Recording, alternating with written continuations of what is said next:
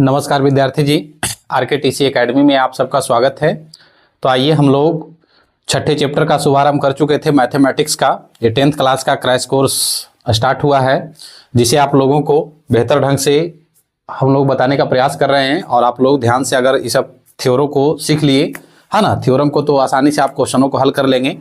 तो यहाँ पर जो आज हम लोग नए थ्योरी का शुभारंभ करने जा रहे हैं विद्यार्थी जी, उसमें है पाइथागोरस, है ना। एक महान गणितज्ञ हुआ करते थे, जिन्होंने समकोण त्रिभुज पर बहुत ही अध्ययन करने के बाद इन्होंने एक थ्योरी दिया, और ये थ्योरी अपने नाम पर ही रखे।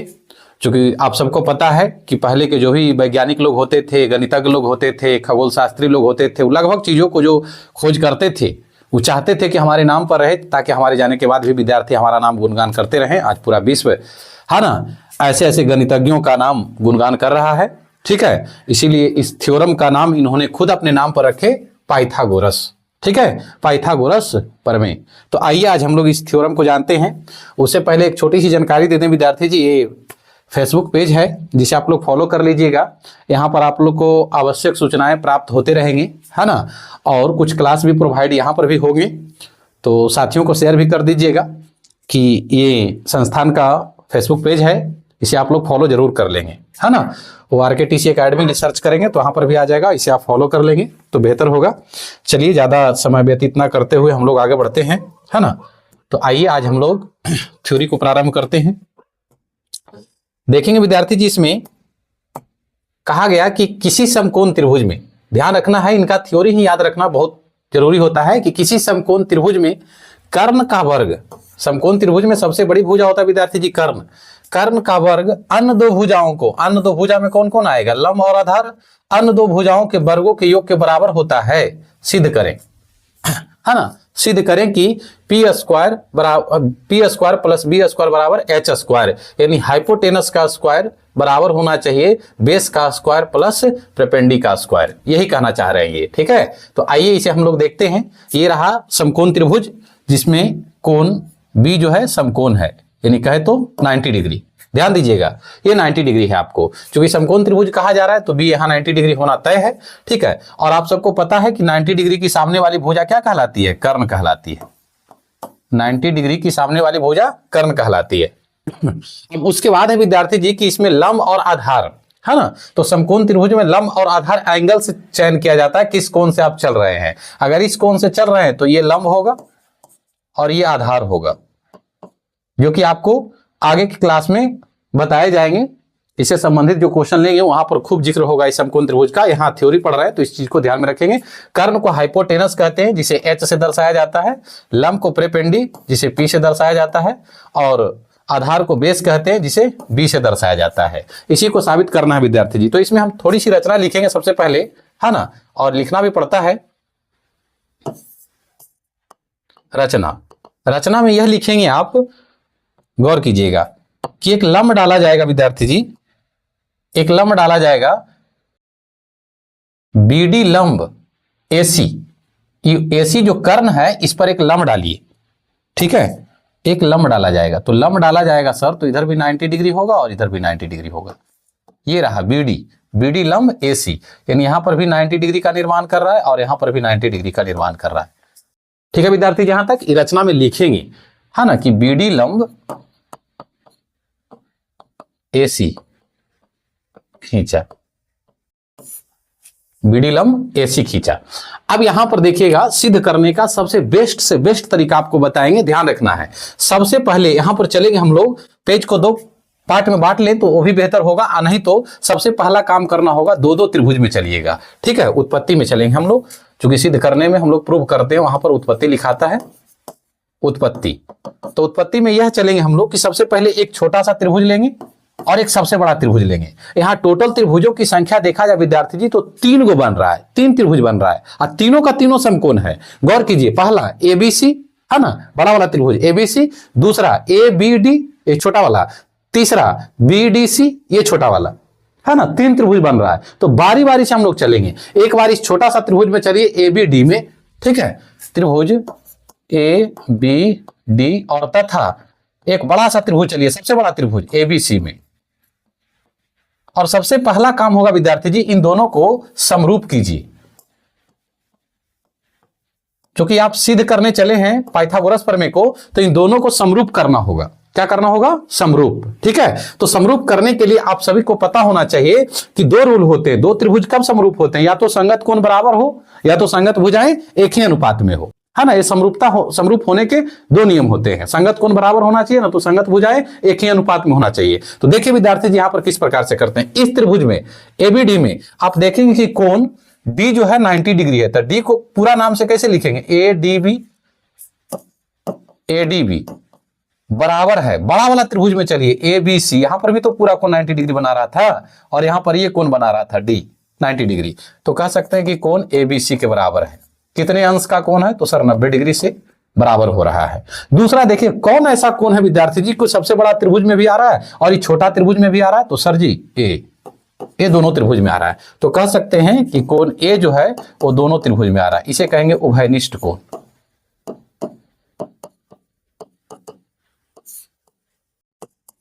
उभयनिष्ठ कोण, उभयनिष्ठ कोण से तो कह सकते हैं कि त्रिभुज एबीडी जो है सर्वांगसम हो गया त्रिभुज, यानी एंगल कह सकते हैं विद्यार्थी जी समरूपता से त्रिभुज एबीडी समरूप हो गया त्रिभुज एबीसी का, है ना। त्रिभुज एबीसी का समरूप हो गया। जब दो त्रिभुज समरूप होते हैं तो उनके संगत भुजाएं एक ही अनुपात में होती है। ये याद रखना होगा। समरूपता प्रमेय में आपको इसी चैनल पर बताए गए हैं, उसे ध्यान से देखिएगा। सर्वांग समता और समरूपता के बारे में पूरा जिक्र कर दिया गया है, तो वहां पर आप गौर से सुन लीजिएगा या देख लीजिएगा तो दिमाग में एक कॉन्सेप्ट आ जाएंगे। जब दो त्रिभुज समरूप होते हैं तो संगत भुजाएं एक ही अनुपात में हो जाती है। तो आइए देखते हैं हम लोग संगत भुजाएं। जैसे ये दो त्रिभुज लिया गया था एबीडी और एबीसी, है ना, तो इसमें चलेंगे हम लोग एबी। गौर करेंगे, यहां हो जाएगा आपको एबी, या आपको चित्र से ले लेते हैं तो बेहतर होगा। देखिएगा ये छोटा वाला त्रिभुज है, इस त्रिभुज में इस भुजा पर चलेंगे हम लोग एडी, ये तो यहां ले लेंगे हम लोग एडी। अब बटा बड़ा वाला त्रिभुज का ले लेंगे एबी, बड़ा वाला त्रिभुज का लिए हैं, गौर कीजिएगा बड़ा वाला त्रिभुज का, तो हो जाएगा आपको एबी। फिर आइए छोटा वाला त्रिभुज में चलेंगे विद्यार्थी जी। अब छोटा वाला त्रिभुज में लेंगे एबी, क्योंकि एबी एक ऐसा भुजा था जो दोनों त्रिभुज में आ रहा था, सबसे बड़ा त्रिभुज में भी और इस छोटा त्रिभुज में भी, तो लेंगे एबी। और फिर बड़ा वाला त्रिभुज में आइए विद्यार्थी जी, है ना, बड़ा वाला त्रिभुज में यहां से यहां तक देखिए, बड़ा वाला त्रिभुज में एसी, तो ये हो जाएगा आपका एसी। अब यहां क्रॉस गुना कर लीजिए आप। जैसे ही क्रॉस गुना करेंगे तो आपको मिलेगा एबी का स्क्वायर बराबर एडी गुने एसी। इसे कर लीजिए आप समीकरण 1, इसे समीकरण 1 कर लेना है। अब हम लोग चलेंगे विद्यार्थी जी, इसी केस को सेकंड बार में लेते हैं। गौर कीजिएगा तो चीजें समझ में आएगी। ये तो हो गया समीकरण 1। अब समीकरण 2 निकालने चलेंगे। जैसे ही समीकरण 2 निकालने की ओर बढ़ेंगे हम लोग विद्यार्थी जी, तो गौर कीजिएगा एक सबसे बड़ा त्रिभुज में चलेंगे और एक और छोटा सा त्रिभुज बच रहा है जो ये है आपका। तो इस बार चलेंगे इस छोटा सा त्रिभुज में और ये के सबसे बड़ा त्रिभुज में। क्लियर है? ये सबसे बड़ा त्रिभुज में चलेंगे। तो यहां देखेंगे हम लोग थोड़ा सा इसे हम, हाँ अब देखेंगे तो यहां पर चलेंगे हम लोग त्रिभुज, छोटा सा त्रिभुज विद्यार्थी जी बीडीसी और तथा त्रिभुज एबीसी में। यहां पर भी ये दोनों त्रिभुज समकोणीय है विद्यार्थी जी, क्योंकि यहां पर लंब डाले थे तो 90 डिग्री बना था और ये पूरा कोण 90 डिग्री का था। तो चल रहा है एक छोटा सा त्रिभुज बीडीसी में, बीडीसी और एक बड़ा सा त्रिभुज एबीसी। ध्यान रखिएगा। अब इन दोनों को आप समरूप करने चलेंगे तो यहां पर भी संगत कोण बराबर करने का प्रयास करेंगे, तो बिल्कुल यहां कोण डी जो है बराबर होगा, यानी कह सकते हैं कोण बीडीसी जो है वो बराबर है कोण एबीसी का। कैसे? तो ये भी 90 डिग्री का अंश बना रहा था, है ना। और दूसरा कोण देखिएगा सी जो है विद्यार्थी जी दोनों में बराबर है, दोनों में आ रहा है, बड़ा त्रिभुज में भी और इस छोटा त्रिभुज में भी। तो कह सकते हैं कि कोण सी जो होगा कोण सी के बराबर है। कैसे सर? तो उभयनिष्ठ कोण से, उभयनिष्ठ कोण। तो यहां पर भी कह सकते हैं कि ये एंगल समरूपता से त्रिभुज AB BDC कहिए BDC समरूप है त्रिभुज ABC का। जब दो त्रिभुज समरूप होते हैं तो पढ़े विद्यार्थी जी, संगत कोण आपस में, संगत कोण एक ही अनुपात, संगत भुजा एक ही अनुपात में होते हैं। जब दो त्रिभुज समरूप होते हैं तो संगत कोण संगत भुजा एक ही अनुपात में होते हैं। संगत भुजा, गौर कीजिएगा, संगत भुजा यहां पर देखिएगा, हम लोग जब दो त्रिभुज को समरूप कर लिए तो संगत भुजा को एक ही अनुपात में कर दीजिए। तो संगत भुजा में आइए, इसका ले लेते हैं छोटा सा त्रिभुज, छोटा त्रिभुज का छोटी सी भुजा DC और बड़ा त्रिभुज का BC। गौर कीजिएगा, BC, बड़ा त्रिभुज का BC लिया, छोटा त्रिभुज का DC। अब आइए बड़ा है ना, बड़ा त्रिभुज का यानी छोटा त्रिभुज में चलिए अब हाँ, छोटा त्रिभुज की बात आया तो यह भुजा दोनों में आ रहा था, बड़ा त्रिभुज में भी और छोटा त्रिभुज में भी। तब बड़ा त्रिभुज के लिए एक बार प्रयोग कर लिए, अब छोटा त्रिभुज के लिए प्रयोग कर रहे हैं BC, और बड़ा त्रिभुज के लिए प्रयोग कर देते हैं विद्यार्थी जी AC। तो यहां से हो जाएगा आपका AC। अब ध्यान रखिए, यहां पर भी क्रॉस गुना करेंगे आप। जैसे ही क्रॉस गुना करेंगे तो आपको मिलेगा BC का स्क्वायर बराबर DC गुने AC। इसे कर लीजिए समीकरण 2, समीकरण 2।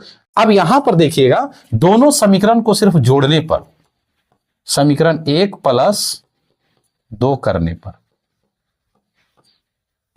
विद्यार्थी जी यहां तक कर लिए तो आप कंफर्म रहिए कि आपका एग्जाम में 5 नंबर निश्चित तौर से बन जाएंगे। 5 नंबर में आता है दीर्घोत्तरीय क्वेश्चन में। चलिए देखते हैं हम लोग समीकरण 1 और 2 को जैसे जोड़ रहे हैं तो दायां साइड को दायां साइड, बायां साइड को बायां साइड, दायां साइड को एक साइड, बायां साइड को एक साइड। तो बायां साइड में क्या क्या आ रहा था, देखिए यहां AB का स्क्वायर, इसका बायां साइड में क्या था, BC का स्क्वायर, इसका दायां साइड में क्या था, AD गुने DC, इसका क्या था, DC गुने AD, AC। अब यहां से हो जाएगा विद्यार्थी जी AB का स्क्वायर प्लस BC का स्क्वायर बराबर, AC का यहां कॉमन कर लीजिए तो AC का कॉमन हो जाएगा तो बचेगा AD प्लस DC।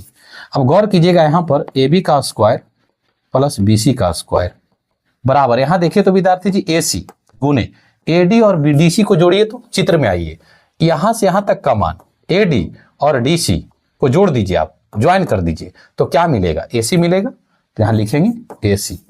अब जैसे ही इतना आ गया तो आप देखिएगा AC गुने AC करेंगे तो क्या मिलेगा, AC का स्क्वायर, क्या होगा, AC का स्क्वायर। तो यहां देखेंगे विद्यार्थी जी, हम लोग लिखेंगे कि AB का स्क्वायर प्लस BC का स्क्वायर बराबर AC का स्क्वायर।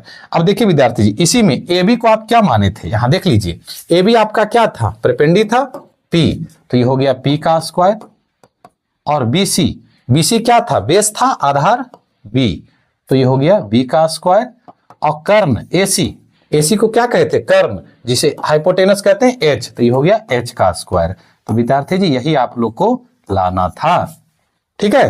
तो देखिए ये रहा पाइथागोरस प्रमेय जो आपका साबित हो चुका है। इसे आप लोग पूरी तरह से पैड पर बनाने का प्रयास कीजिएगा, और जिस प्रकार से बताए हैं इसे 1 से 2 बार खुद बनाइएगा और सोच समझ करके। और अगर मान लेते हैं कहीं दिक्कत आ रही है तो वीडियो को फिर से रोक करके पीछे कर करके फिर से देख लेंगे, है ना, निश्चित तौर से आपको आ जाएंगे। और कैसा लगा विद्यार्थी जी ये प्रमेय, आप लोग जरूर कमेंट कीजिएगा, है ना। धन्यवाद।